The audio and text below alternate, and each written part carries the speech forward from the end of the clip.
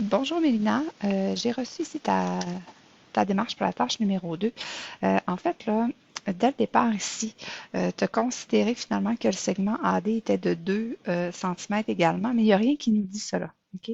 Donc, il fallait aller voir, aller faire la preuve de ça dans le fond, parce que c'est pas écrit que le segment de la lettre D ici sépare le segment AC en deux parties égales.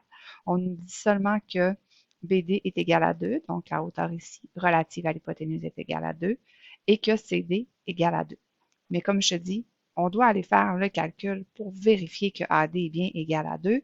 Et pour faire ça, tu dois utiliser le théorème là, de la hauteur relative à l'hypoténuse qui dit que, dans le fond, le segment BD au carré est égal à quoi? Est égal à la multiplication ici des deux projections, donc CD fois AD, donc les deux segments ici. Alors, étant donné que toi, tu connais CD, tu connais BD, tu es en mesure de venir isoler le AD, trouver sa valeur. Donc, ça, c'est la preuve que, oui, ça arrive à 2, mais tu dois quand même le prouver. Il n'y a rien qui te disait.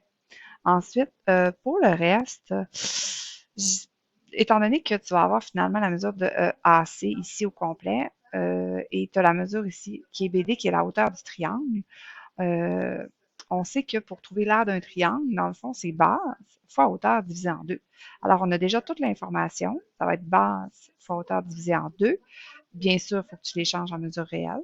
Et ensuite, on va multiplier tout ça par l'épaisseur là, du bac à sable qui est de 30 centimètres. Et là, ton 30 centimètres, là, ça, c'est la hauteur réelle, donc fois 30 centimètres tout simplement.